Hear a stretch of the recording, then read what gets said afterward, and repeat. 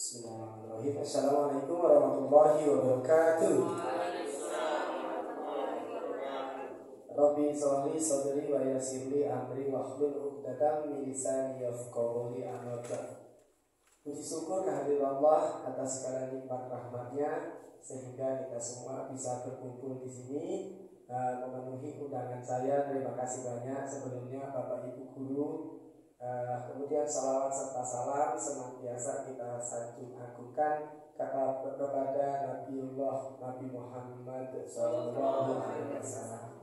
Oke, sekali lagi saya terima kasih banyak di tengah kesibukan Bapak Ibu bisa memenuhi undangan saya di sini, yaitu di mana dalam rangka ini adalah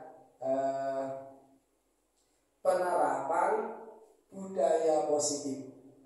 Jadi forum ini adalah salah satu pemenuhan tugas saya sebagai guru penggerak. Ini adalah profil saya, yaitu saya bernama Ferry Fernando, tanggal lahir, kemudian bekerja di SMP Al-Kausar Bandar Lampung. Kebetulan sekarang lagi pendidikan guru penggerak angkatan 7 Kota Bandar Lampung.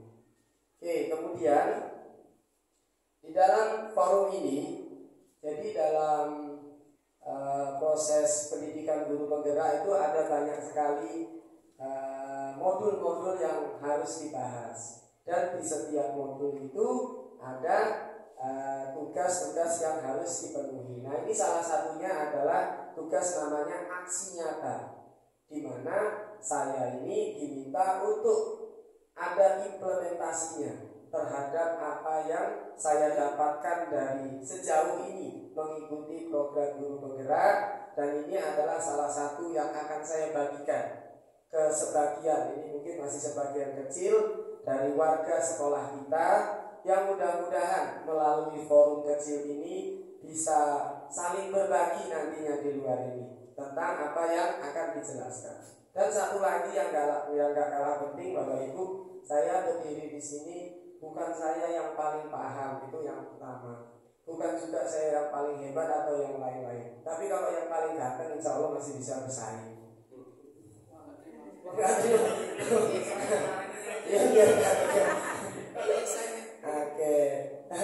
Jadi ini kebetulan saya duluan aja. Dan di sini salah satu audiens kita adalah alumni atau guru penggerak angkatan 2. Oke, kita tahu sendiri Ibu Desi yang cantik, kasih tahu yang boleh. Oke, jadi kiranya nanti ada penyampaian atau pemahaman saya yang atau mungkin keliru, boleh diberikan penguatan oleh Ibu Desi. Terima kasih. Oke, kita lanjut dalam penerapan budaya positif. Budaya positif. Oke. Di sini ada sedikitnya sub materi yang dibahas tentang di budaya positif. Jadi di budaya positif itu Bapak Ibu ada yang namanya perubahan paradigma belajar. Ada lagi dia tentang disiplin positif. Kemudian ada lagi tentang motivasi perilaku belajar. Kemudian ada lagi kebutuhan dasar manusia. Yang berikutnya ada lagi posisi kontrol restitusi. Kemudian ada lagi istilah namanya keyakinan kelas. Dan yang terakhir nanti yang kita bahas ada juga namanya segitiga restitusi. Nah, biar gak berlama-lama, di sini yang pertama kita bahas adalah pembelajaran dengan paradigma baru. Ini adalah yang pertama. Kita tahu sendiri, kita di sini sudah mengimplementasikan kurikulum merdeka. Memang belum secara sepenuhnya, tapi kita bertahap. Kita kan udah kelas 7, insya Allah tahun pembelajaran berikutnya ke kelas 8, dan begitu terus secara sepenuhnya. Ini kan yang lagi digembor-gemborin ya di kurikulum merdeka, yaitu tentang profil pelajar Pancasila, di mana pembelajaran paradigma baru merupakan pembelajaran yang berorientasi pada penguatan kompetensi dan pengembangan karakter yang sesuai dengan profil pelajar Pancasila. Mungkin kita sebagian besar sudah kurang lebih tahu lah apa aja poin-poin dari pelajar Pancasila atau P3. Di mana yang kita tahu di situ ada simbol seperti ini, itu menandakan bahwa beriman kepada Tuhan Yang Maha Esa dan berakhlak mulia. Nah, ini adalah tujuan salah satu daripada kita membentuk murid kita itu arahnya ke situ. Insya Allah Al-Kausar ini sekolah kita itu sebelum adanya istilah P3 ini profil pelajar kita sudah ngarah ke sana. Dan itu salah satu bagian daripada visi SMP Al-Kausar, yaitu Islami. Islami kan pasti situ harus beriman dan bertakwa. Kemudian ada juga mandiri, di mana anak-anak itu dididik untuk mandiri. Kemudian ada lagi bernalar kritis. Terus ada lagi kreatif. Kemudian bergotong royong. Yang terakhir ada berkebinekaan global. Oke, lanjut. Oke, kemudian di sini ada lagi istilah dalam budaya positif itu namanya disiplin positif. Apakah makna disiplin yang selama ini kita tahu? Seperti yang dikutip di situ. Disiplin itu berasal dari bahasa Latin, dari kata disiplina. Nah, insya Allah kayak gitu bacanya ya. Yang artinya adalah ternyata disiplin itu belajar. Itu artinya. Dan berasal dari akar kata yang sama dengan disiple, yaitu yang artinya murid. Untuk menjadi seorang murid harus paham betul alasan mengapa mereka mengikuti suatu ajaran tertentu. Mereka harus paham kenapa mereka harus belajar, salah satu contohnya. Berikutnya, sehingga motivasi yang terbangun adalah motivasi intrinsik, bukan motivasi ekstrinsik. Apa itu nanti dijelasin, apa itu dari kedua motivasi tersebut. Kemudian disiplin diri itu membuat orang menggali potensinya menuju sebuah tujuan apa yang dia hargai. Nah, namun dalam budaya kita kebanyakan, tidak semua sih sama, makna kata disiplin itu telah berubah menjadi sesuatu yang dilakukan seseorang pada orang lain untuk mendapatkan kepatuhan. Itu yang selama ini termasuk saya pribadi sendiri. Saya itu dulu menganggap disiplin itu adalah sesuatu yang harus saya patuhi, dan ada orang yang telah membuat kesepakatan peraturan tersebut. Kemudian kecenderungan umum adalah menghubungkan kata disiplin dengan ketidaknyamanan, bukan dengan apa yang kita hargai atau pencapaian suatu tujuan yang mulia. Oke, jadi itu adalah sekilas tentang disiplin positif. Jadi itu Bapak Ibu, secara garis besar ternyata pemahaman kita sebagian besar tentang disiplin itu ternyata masih ada yang keliru. Berikutnya, di sini ada juga istilah di dalam disiplin itu yang kita kenal, ada namanya hukuman, ada yang namanya konsekuensi, dan ada lagi yang namanya adalah restitusi. Nah, ini tabel ini adalah perbedaan di antara ketiganya. Mungkin Pak Sartono bisa bacain hukuman di perbedaannya. Yang pertama itu apa? Sistem tidak akan berjalan apabila murid tidak patuh. Iya. Jadi kalau suatu aturan itu dilanggar, maka aturan itu akan tidak berjalan. Di mana sistem tidak akan berjalan apabila murid tidak patuh. Kalau konsekuensi itu memerlukan monitoring dan supervisi terus-menerus dari guru. Kalau restitusi, murid belajar bertanggung jawab untuk perilakunya sendiri. Kemudian yang berikutnya, mendorong menyalahkan diri. Kalau di konsekuensi itu mendorong kepatuhan. Yang terakhir untuk restitusi, mendorong disiplin positif. Poin yang ketiga itu ada anak belajar menyembunyikan kesalahan, di mana dia tahu ini kalau saya melanggar kesalahan nih bisa dihukum nih saya nih, maka dia terdorong untuk menyembunyikan kesalahannya, mengarah ke sana. Berikutnya anak belajar taat aturan kalau di konsekuensi. Di restitusi anak belajar memecahkan masalah. Berikutnya dibuat oleh guru. Kalau di sekolah kan aturan itu dibuat oleh guru. Konsekuensinya dibuat oleh guru dan murid kalau pada konsekuensi. Kalau pada restitusi yang buat itu murid sendiri. Jadi nanti lebih kepada mereka yang buat, insya Allah mereka akan memiliki pemahaman bahwa lebih menghargai apa yang mereka lakukan. Berikutnya, mencoba mengontrol anak dengan penguatan negatif. Kalau hukuman itu seperti itu.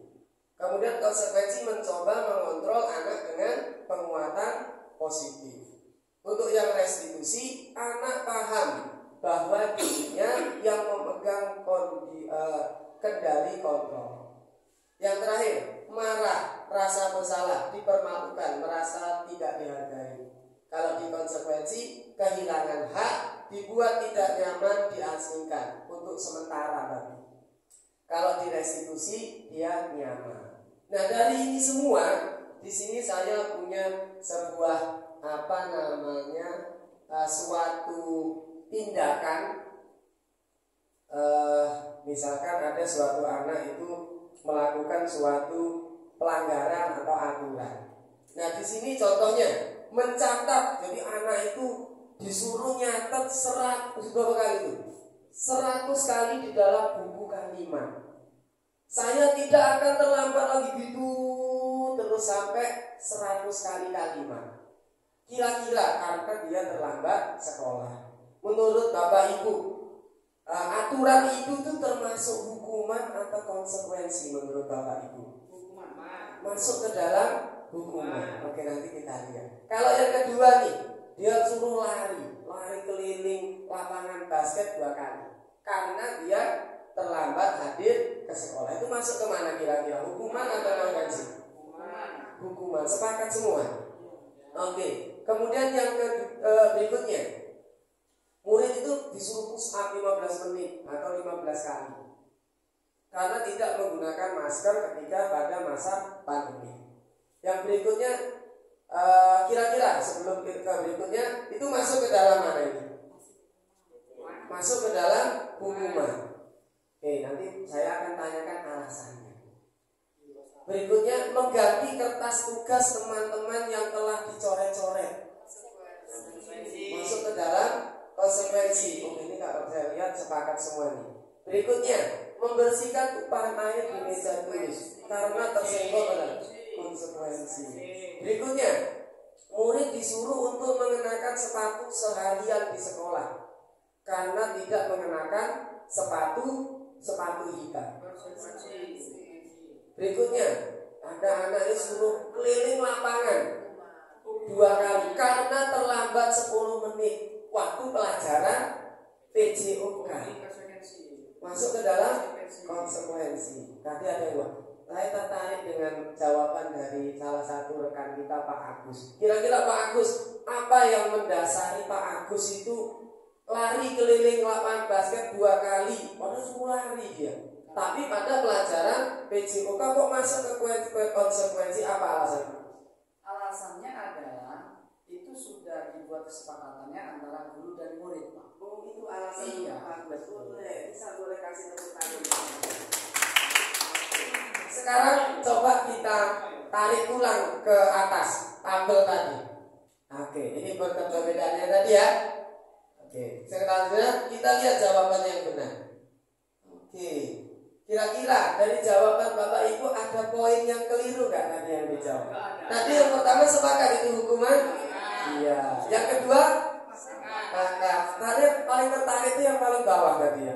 Tadi karena ada 2 pendapat yang berbeda. Ada yang sepakat itu hukuman, ada yang sepakat itu konsekuensi. Oke, ternyata dia masuk ke dalam konsekuensi. Kalau saya pribadi, kenapa dia masuk konsekuensi? Konteksnya, dia itu sedang di pelajaran PJOK, di pelajaran olahraga, insya Allah nyambung. Karena memang itu bagian daripada olahraga. Gitu. Kecuali kalau ini dirubah, misalkan saya lagi ngajar nih, ada anak yang mungkin dia terlambat masuk, mau saya suruh lari, kamu lari ke halaman depan atau plaza depan. Nah itu konteksnya sudah berbeda. Dia masuknya ke dalam hukuman. Oke, kurang lebih gitu ya. Kita lanjut. Di sini kita ke materi berikutnya, ada namanya teori motivasi perilaku manusia. Ini ada seorang yang namanya Diana Gosen. Dalam bukunya dia menyatakan ternyata ada 3 motivasi perilaku manusia. Yang pertama katanya untuk menghindari ketidaknyamanan atau hukuman. Itu motivasi atau teori motivasi yang pertama katanya. Yaitu yang kedua untuk mendapatkan imbalan atau penghargaan dari orang lain.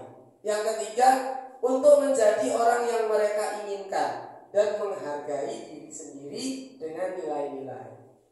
Oke, sekarang di sini ada kalimat yang mungkin saya dulu waktu pertama kali baca ini saya tercengang. Ternyata ada ya, penghargaan itu ternyata menghukum. Itu di situ saya tertarik pertama baca itu. Saya langsung bercermin, berefleksi ke diri sendiri.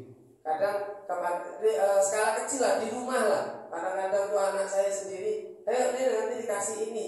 Nah, kadang ternyata itu adalah hukuman ternyata. Kita baca di sini. Saat kita berulang kali menjanjikan hadiah kepada anak-anak agar berperilaku bertanggung jawab, atau kepada seorang murid agar mempelajari sesuatu yang baru, atau kepada seorang karyawan agar melakukan pekerjaan yang berkualitas. Oke, jadi di antara ketiga itu tuh kita menjanjikan suatu imbalan. Kita sedang berasumsi mereka tidak dapat melakukannya atau mereka akan memilih untuk melakukannya. Itu pendapat dari Al-Fiqh. Katanya seperti itu.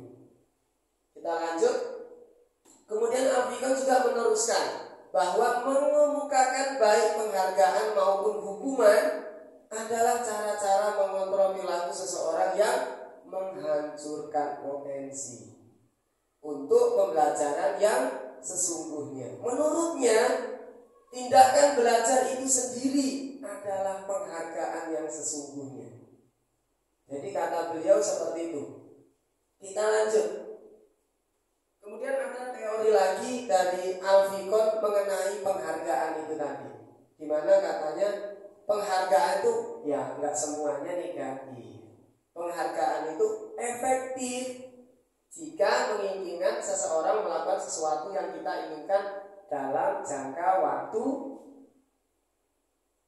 pendek saja. Jadi kalau untuk jangka waktu yang panjang itu tidak efektif dengan memberikan penghargaan.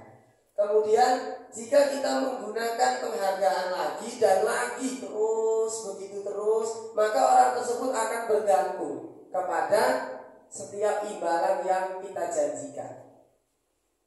Kemudian penghargaan menghukum mereka yang tidak dapat penghargaan. Contoh, misalkan nih kita mungkin sebagian dari kita masih kalau bagi rapor itu kadang masih main ranking itu ya. Tapi kalau saya pribadi, insya Allah perlahan setelah saya mengenal ini, saya mulai menghilangkan hal tersebut. Contohnya gini nih, secara mengenai penghargaan ini. Misal yang ranking 1, ranking 2, ranking 3 itu dapat buku. Misalnya. Alangkah sedihnya yang ranking 4 gak dapat apa-apa, padahal selisih nilainya itu mungkin cuma 0, rata-ratanya. Nah itu salah satu daripada benang merah dari maksud daripada yang poin ketiga. Berikutnya, memberikan penghargaan dan hukuman adalah berarti itu hal yang sama. Hukuman sama dengan penghargaan, karena keduanya mencoba mengendalikan perilaku seseorang. Jadi yang mengontrol diri kita sendiri itu adalah diri kita, bukan orang lain. Nah itu maksudnya.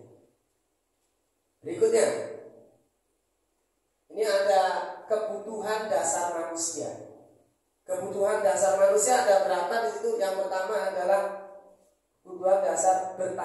hidup. Bertahan hidup itu kira-kira apa kebutuhannya kira-kira? Makan, betul, makan minum ya itu. Kemudian ada lagi kebutuhan kasih sayang dan rasa ingin diterima. Terus ada kesenangan.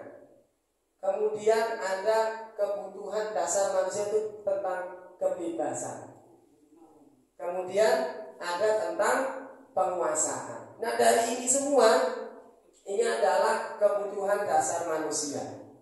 Jadi ada 5. Kita ke sini. Ada contoh kasus di sini. Contoh kasus tentang kebutuhan dasar manusia. Saya bacakan. Di situ ada Pak Ferry, itu seorang wali kelas atau guru wali kelas 7F di SMP Al-Kausar pada waktu sedang kesulitan dan bingung menghadapi ulah salah satu siswanya di kelas namanya Kamal. Bukan. Kalau Satono alhamdulillah sudah kembali ke jalan yang lurus.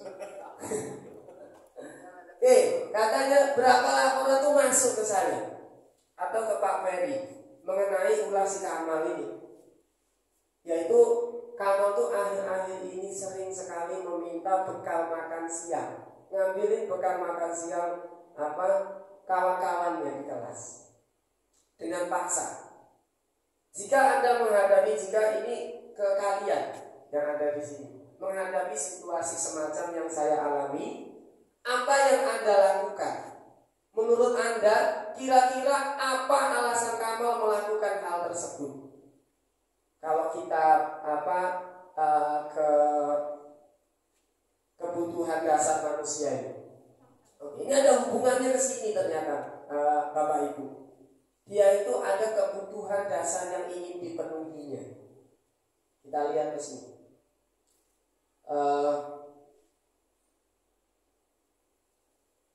Jadi kalau misalkan nih, kalau ditanya ternyata si Kamal itu jawabnya, kenapa kamu ngambil bekal kawan-kawan kamu?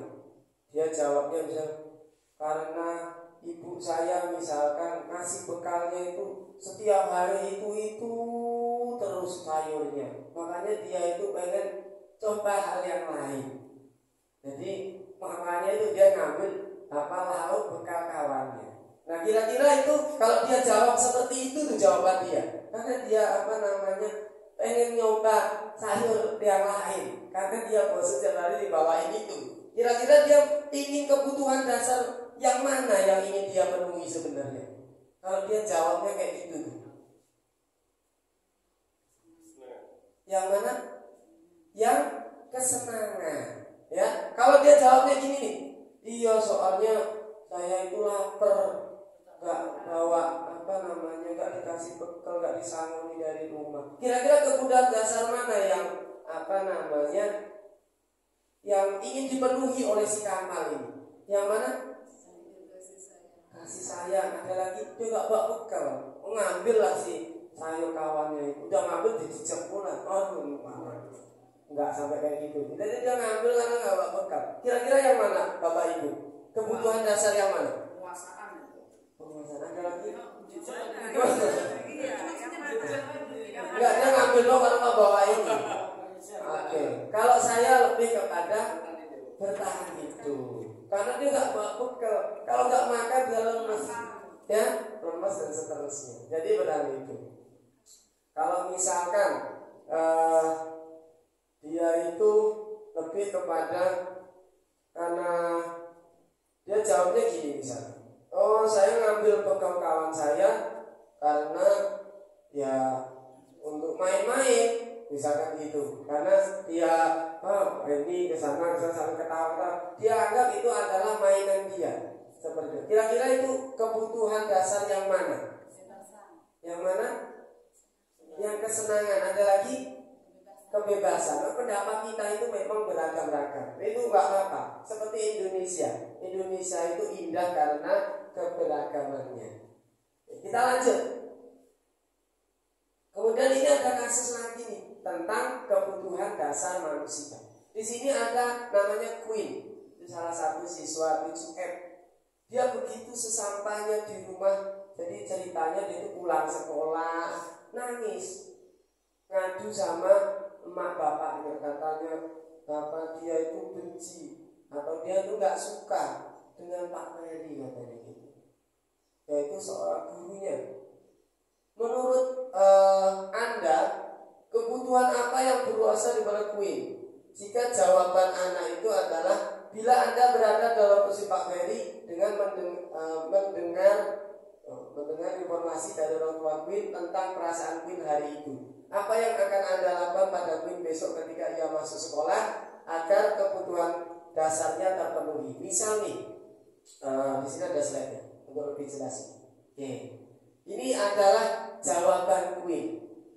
Dia jawab katanya, Pak Ferry itu saya benci sama Pak Ferry, nggak suka karena Pak Ferry bilang tidak boleh bersenandung, nggak boleh siul-siul. Ketika pengerjaan ujian di kelas itu harus tenang dan nggak seru jadinya kalau saya nggak siul-siul sampai ujian itu. Kena marah Pak Ferry. Kira-kira kebutuhan apa sebenarnya yang ingin dipenuhi oleh Queen ini kira-kira Bapak Ibu? Kebebasan. Boleh. Nanti kita lihat jawaban. Kasus kedua, kalau Queen jawabnya gini, kenapa kamu gak suka sama Pak Ferry? Pak Ferry itu gak menyapa saya katanya waktu di kelas itu. Gak menyapa saya karena saya hari itu ternyata lagi pakai kacamata baru. Tapi Pak Ferry itu gak nyapa saya, biasa aja, padahal belinya jauh dan bagus. Katanya gitu. Dia nggak suka sama kok saya nggak bisa apa sih. Kira-kira kebutuhan apa yang ingin dipenuhi oleh Queen? Kesenangan, kasih sayang, oke, perhatian, boleh. Lagi, kalau dia jawab Queen kayaknya, bosan belajarnya gitu-gitu aja, Pak Ferry mah cuma merhatiin layar mulu katanya gitu. Kira-kira kebutuhan dasar apa yang kira kalau dia alasannya kayak gini ngasih tahu ke bapaknya. Kalau ditanya dia bilang bosan dia belajar matematika gitu aja. Apa kira-kira Ibu Desi bilangnya adalah itu adalah kebutuhan dasar tentang kebebasan. Jadi itu ternyata ini lebih bebas. Mungkin kolaborasi, mungkin dia ingin belajar matematika kolaborasi dengan olahraga, nendang bola. 3 tambah 1, 3 kali nendang tambah sekali 4 ternyata bisa kayak gitu ya. Selanjutnya, saya sebel kata dia jawab gitu. Saya sebel tulisan saya itu dibilang Pak Ferry sulit dibaca ketika saya tunjukkan ke kawan-kawan sampingku. Jadi ketika dia lagi ngasih mungkin kejadian ini adalah lagi nyatet, kawannya terlambat nyatet kasih tulisan dia. Atau sederhananya gini deh, misal saya lagi ngajar tentang menggambar, ada gambarnya, terus dia gambar, terus ditunjuk gambarnya. Ternyata saya nyeloteh, gambarnya nggak bagus gitu. Nah, gara-gara omongan itu dia itu nggak suka dengan saya. Kira-kira kebutuhan apa itu yang ingin dia penuhi dengan kejadian seperti itu? Ada pendapat nggak Bapak Ibu? Dia itu gak suka karena saya pernah bilangin tulisan dia itu kecil gak bisa dibaca. Kebebasan. Oke, boleh. Coba kita lihat ini. Kita lihat. Wah, ternyata dia penguasaan. Kenapa demikian? Kita coba bedah satu persatu. Jadi Pak Ferry bilang tidak boleh bersenang-senang, itu adalah tentang kebutuhan dasar, tentang kesenangan ternyata. Kemudian Pak Ferry itu nggak nyapa karena dia sebenarnya hari itu lagi pakai kacamata yaitu kebutuhan dasar tentang kasih sayang dan rasa ingin diterima. Selanjutnya dia bosan, itu adalah tadi benar ini yang tadi ya. Kawan-kawan jawabnya adalah tentang kebebasan. Nah yang terakhir ini yang nggak disangka-sangka pasti ya. Saya pun sama. Saya buat slide-nya itu terkecoh. Jadi tentang saya sebut ternyata itu tentang kebutuhan dasar penguasaan. Dia itu kenapa Ibu Miss Alfi? Alasannya apa? Kira-kira kawan-kawan, kenapa kok dengan jawaban seperti itu adalah kebutuhan dasar tentang penguasaan. Ada yang bisa menanggapi pertanyaan daripada Miss Alpi? Saya sebel, tulisan saya dibilang Pak Ferry sulit dibaca ketika saya tunjukkan ke kawan samping. Nah, kalau saya memahami ini adalah dia itu tuh ingin menunjukkan apa karyanya, yaitu kepada kawannya bahwa sebenarnya itu dia tuh mau ngasih tahu tulisan dia itu atau gambar dia itu bagus. Ingin suatu pengakuan, tapi malah dibilangin tulisannya kecil, bahkan dibilang nggak bisa dibaca. Jadi lebih kepada penguasaan. Gimana? Pak Ferry Iya. nggak menyapa saya, kan saya hari itu pakai kacamata baru. Saya larinya ke kebebasan bahwa kenapa Pak Ferry nggak menyapa? Kan saya bebas mau pakai kacamata apa saja sampai nggak menyapa tadinya. Jadi menurut Miss Alpi, poin kedua itu adalah salah satu kebutuhan dasarnya itu sebenarnya lebih kepada kebebasan. Tapi karena mungkin situ jawabannya kasih saya karena kurang dari akhirnya kasih saya bisa ya. Iya, bisa. Terima kasih banyak pendapat yang lainnya Miss Alfi. Selanjutnya, Pak Ferry, gimana Bu? Ada apa Pak Agus? di situ kebutuhan dasar. Kebutuhan dasar ya betul. Kalau yang namanya kebutuhan dasar berarti kan dasar yang memang semua manusia itu punya kan ya. Iya. Nah itu dia dasar apa kok bisa nyampaikan kebutuhan dasar dari beberapa lima tadi ya. Hanya beberapa saya yakin sih benar bertahan hidup. Umum ya. Iya. Tapi sampai kebebasan, penguasaan. Nah itu teorinya dapat dari mana tuh? Teori ini. Iya. Oke, pertanyaan yang sangat bagus.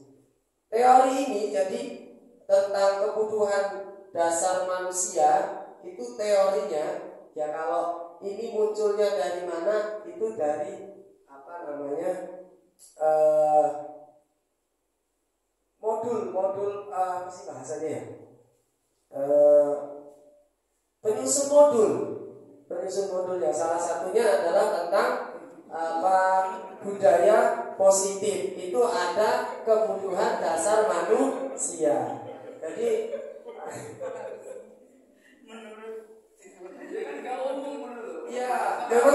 ya wajar timbul pertanyaan tersebut wajar ya. Bahkan saya nanti ada suatu materi namanya segitiga restitusi. Kenapa segitiga? Kenapa nggak segi empat? Saya tuh terpikir seperti itu. Kenapa segitiga? Kasih literaturnya kasih ke Pak Agus. Oke, siap, nanti ada, siap ya. Oke, waktu pertanyaan itu salah satu bahwa dia fokus mengikuti itu ya, luar biasa. Oke, selanjutnya.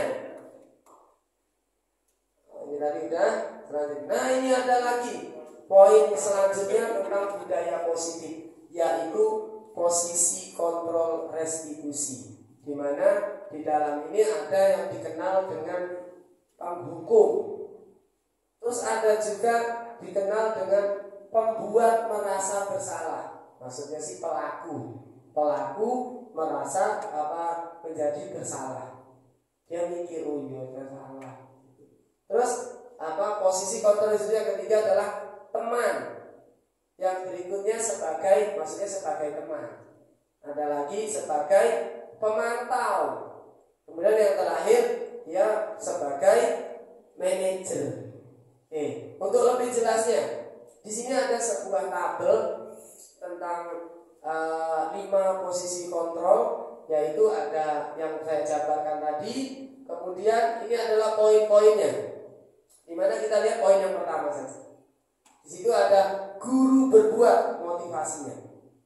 Kemudian identitas akan gagal jika kita berbicaranya sebagai posisi kita itu penghukum, yaitu menghardik, menunjuk-nunjuk, menyakiti dan menyindir. Itu akan membuat identitas si pelaku dan identitasnya itu akan gagal seperti itu. Kemudian pembuat rasa bersalah. Di situ berceramah dan mengatakan seharusnya ibu kecewa, seharusnya itu kamu nggak gitu dan seterusnya. Kemudian Ibu lanjut lagi, ibu kecewa dengan bla bla bla bla. Berikutnya, posisinya sebagai teman. Itu ada mengharapkan imbalan atau ketergantungan kepada orang lain, membuat alasan-alasan untuk muridnya. Kemudian sebagai pemantau, contohnya kita menghitung dan mengukur. Berikutnya adalah menghargai diri sendiri, yaitu kita posisinya sebagai manajer, yaitu identitas akan berhasil atau sukses, yaitu kontrol diri, mengajukan pertanyaan-pertanyaan tentang apa yang dibuat oleh anak tersebut. Oke, di sini ada semacam saya tadi tabel pernyataan-pernyataan. Dan siapa yang mengatakan kira-kira dengan ucapan seperti itu dengan 5 posisi kontrol tadi. Ada penghukum, pembuat rasa bersalah dan seterusnya. Nah, kira-kira kalau di sini ada pernyataan seperti ini, itu tuh siapa yang mengatakan seperti itu yang berat? Saya kecewa sekali dengan kamu. Kira-kira dia itu posisinya sebagai gimana tuh? Sebagai penghukum. Kalau kayak gini dia membuat rasa bersalah. Boleh. Oke, enggak, saya terima kamu semua jawaban. Berikutnya, kamu tidak pernah benar melakukannya. Kira-kira siapa kira posisi dia itu sebagai penghukum, kata Pak Patoni. Selanjutnya, ayolah lakukan dengan ibu bapakmu di kampung. Kira-kira sebagai sekelik sama dengan teman.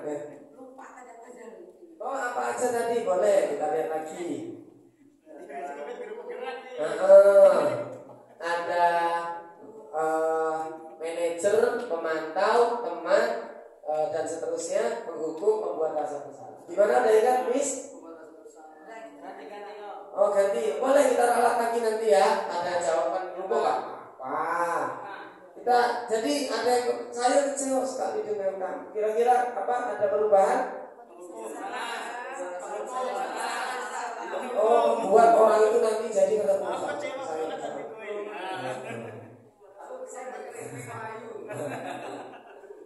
Selanjutnya, kamu tidak pernah benar melakukannya. Ayolah lakukan demi ibu bapakmu di kampung.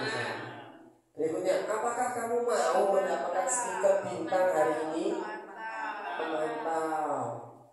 Bagaimana kamu bisa menyelesaikan masalah ini?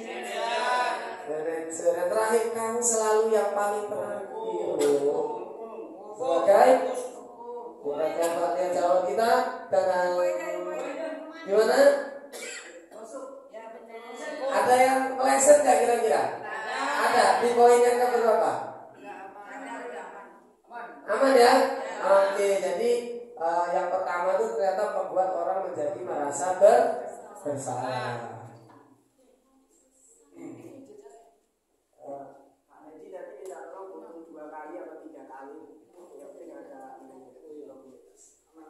Selanjutnya ada lagi tentang budaya positif, itu adalah keyakinan kelas. Di sini ada kutipan, mengapa tidak peraturan saja? Mengapa harus keyakinan kelas? Jawabannya adalah kita lanjut saja, nanti ada penjelasannya. Oke, jadi pembentukan keyakinan kelas itu ada tahapan-tahapannya. Keyakinan kelas berupa pernyataan universal.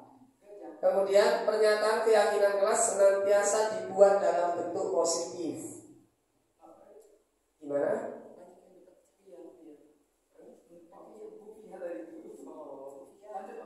Lanjut. Yang keempat, keyakinan kelas baiknya sesuatu yang dapat diharapkan di lingkungan tersebut. Kelima, semua warga kelas hendaknya ikut berkontribusi dalam pembuatan keyakinan kelas lewat kegiatan curah pendapat. Sebelumnya Bapak Ibu, ada yang pernah dengar keyakinan kelas? Belum. Oke, jadi di sini penjelasannya. Bersedia meninjau kembali keyakinan kelas dari waktu ke waktu. Di sini ada praktek saya menerapkan keyakinan kelas di kelas saya kemudian di kelas 7M. Jadi keyakinan kelas itu saya menjelaskan ke anak-anak bahwa gak ada kata terlambat. Meskipun udah semester genap, tapi keyakinan kelas baru dibuat baru semester genap ini baru dibuat, sedangkan pembelajaran sudah berjalan hampir 2 semester. Saya itu menjelaskan ke anak-anak tentang bagaimana kita menerapkan keyakinan kelas di kelas kita.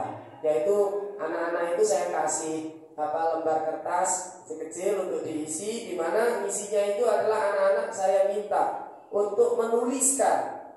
Jadi kelas impian menurut mereka sendiri itu mau yang kayak mana, silahkan ditulis. Cuma saya kasih batasan waktu itu satu anak satu kelas impian. Jadi anak-anak itu nulis semuanya, tulis semua. Terus udah itu saya minta anak-anak untuk nempelin semua kelas impiannya ke depan, ditempel semuanya. Nah, di tengah nempel itu saya kelompokkan. Nah, ini adalah proses pengelompokan karena ada peluang yang kelas impian anak-anak itu ada yang sama kadang-kadang. Jadi saya kelompokin biar enak dilihat.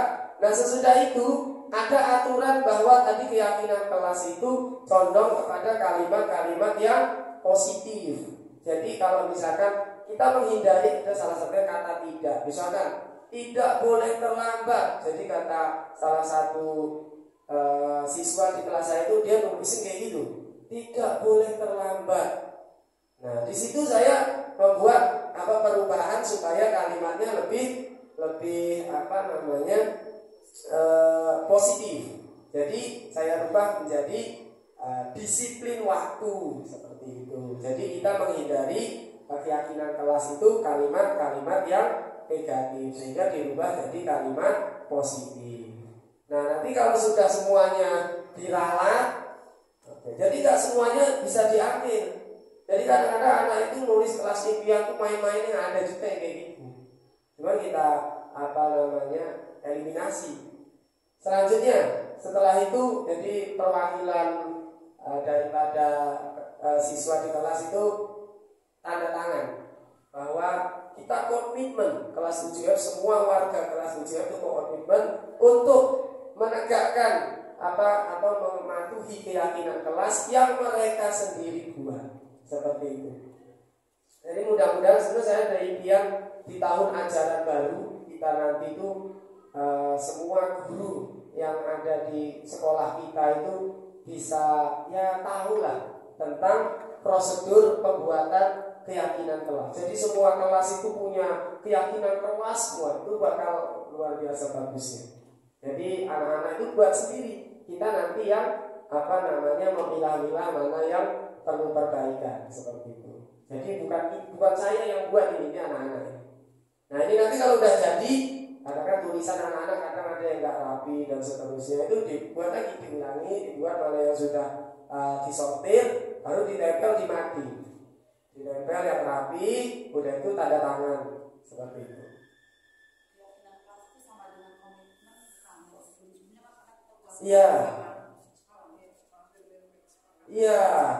Iya betul, kesepakatan kelas, cuman istilahnya di kami adalah keyakinan kelas. Oke, kemudian ada lagi namanya restitusi. Istilahnya, apa itu restitusi? Restitusi adalah proses menciptakan kondisi bagi murid untuk memperbaiki kesalahan mereka, sehingga mereka bisa kembali pada kelompok mereka dengan karakter yang lebih kuat. Restitusi juga merupakan proses kolaborasi yang mengajarkan murid untuk mencari solusi untuk memecahkan masalah mereka sendiri dan membantu murid berpikir tentang orang seperti apa yang mereka inginkan menjadi tujuan mulia dan bagaimana mereka harus memperlakukan orang lain itu menurut dosen. Selanjutnya ada ciri-ciri restitusi itu. Yang pertama, bukan untuk menebus kesalahan, namun untuk belajar dari kesalahan. Berikutnya, memperbaiki hubungan. Seterusnya, tawaran bukan paksaan. Jadi tawaran. Berikutnya, restitusi itu menuntut untuk melihat ke dalam diri, refleksi diri. 5. Restitusi mencari kebutuhan dasar yang mendasari tindakan. Yang keenam, restitusi diri adalah cara yang paling baik. 7. Restitusi fokus pada karakter bukan tindakan. Yang ke-8, restitusi fokus pada solusi. Yang ke-9, restitusi mengembalikan murid yang berbuat salah pada kelompoknya. Nah, di sini ada yang dikenal dengan segitiga restitusi, yaitu ada poinnya, ada namanya. Yang pertama adalah validasi kebutuhan. Yang kedua ada menstabilkan identitas. Yang ketiga tentang menanyakan keyakinan. Jadi pada validasi kebutuhan itu salah satu ungkapannya adalah kamu tentu punya alasan mengapa melakukan itu. Misal anak melakukan sebuah pelanggaran. Jadi kalau kita mengikuti prosedur segitiga restitusi itu seperti ini. Kamu tentu punya alasan mengapa kamu melakukan itu. Nanti ada prakteknya saja. Berikutnya, adakah cara yang lebih efektif untuk mendapatkan apa yang kamu butuhkan? Jadi setiap yang dilakukan, sesuatu yang dilakukan itu pasti punya tujuan. Itu yang pertama. Yang berikutnya ada menstabilkan identitas. Setiap orang pasti pernah melakukan kesalahan. Itu kata kuncinya. Yang berikutnya ada menstabilkan identitas. Kata kuncinya, kamu bukan satu-satunya yang pernah melakukan ini. Yang terakhir adalah menanyakan keyakinan. Yaitu kata kuncinya ada 2. Nilai-nilai apa yang telah kita sepakati. Yang terakhir, kamu ingin menjadi orang seperti apa. Itu adalah tentang segitiga cara kita menangani. Oke, ini adalah salah satu praktik saya tentang segitiga restitusi. Nah, ini ada murid saya ini melanggar keyakinan kelas, yaitu tentang dia ini dua siswa ini melakukan pelanggaran yang berbeda. Yang sebelah kanan ini dia melakukan pelanggaran, yaitu ketika di jam pelajaran dia nggak ada di kelas. Dan yang ini tentang perundungan. Jadi dengan dua anak ini itu saya mempraktekkan tentang segitiga restitusi ini. Jadi saya praktekkan ini dalam urutan. Pertama itu saya validasi kebutuhan. Kalau ini namanya si Satria. Ya, saya tanya ke dia, ada videonya, nanti saya tampilkan tapi online. Kamu tentu punya alasan kenapa kamu ngelakuin kok waktu jam pelajaran kamu nggak ada di kelas. Itu yang pertama saya lakukan ke dia. Yang kedua, adakah cara yang lebih efektif untuk mendapatkan apa yang kamu butuhkan? Yang terakhir, setiap orang itu pasti pernah melakukan kesalahan dan seterusnya. Ini saya terapkan di sana. Dan setelah itu ada semacam testimoni yang saya ambil dari sekian pertanyaan yang saya berikan. Nanti di akhir ada testimoninya. Selanjutnya,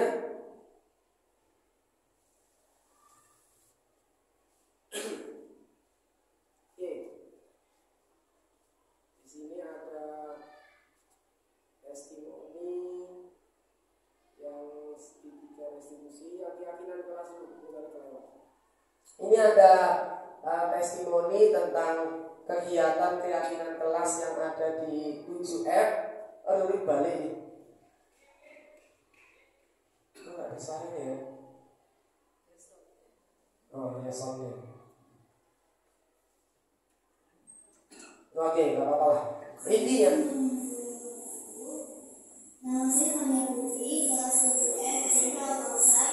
Saya mewakili kawan-kawan saya setelah kami menerapkan budaya positif melalui keyakinan kelas bersama Pak Bedi. Pendapat saya sangat senang karena dapat mensuarakan pendapat tentang kelas mungkin saya. Kegiatan ini sangat menyenangkan karena bisa membuat keyakinan sendiri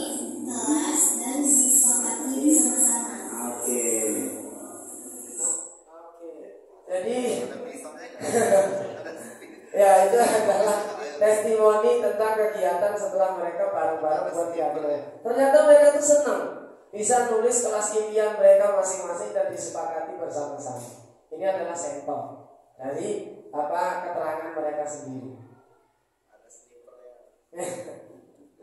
Kemudian ada lagi.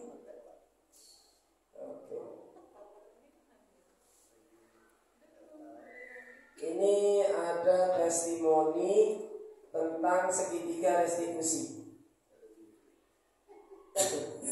Setelah saya melakukan diskusi disiplin persatuan saya tetap merasa benar. Namun saya menyadari telah melanggar keyakinan kelas yang telah dibuat bersama-sama. Saya berjanji tidak akan melanggar keyakinan kelas dan saya akan mengajak kawan-kawan untuk mempertahankan keyakinan kelas. Oke, jadi intinya dari ini adalah setelah saya menerapkan segitiga restitusi itu, sebenarnya itu adalah semacam sidang kecil lah. Tapi dengan penerapan itu anak itu santai ternyata. Dia jadi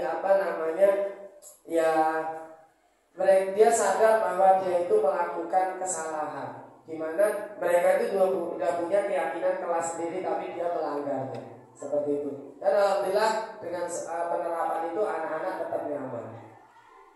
Oke, sekarang di tahap terakhir yaitu adalah ini dia. Terima kasih sebelumnya waktunya kita kiranya ada kawan-kawan sekalian yang punya pertanyaan atau kita diskusi terkait dengan apa yang sudah dipaparkan di depan. Boleh, silakan. Kalau ada pertanyaan. Oke, restitusi itu apa? Bagus pertanyaan. Restitusi itu sebenarnya lebih kepada ya kalau kita itu lebih kepada memperbaiki citranya lah ya. Jadi lebih kepada situ. Kalau di sini pengertiannya ada tadi Mr. Ade. Restitusi. Ini ciri-cirinya Mr. Ade.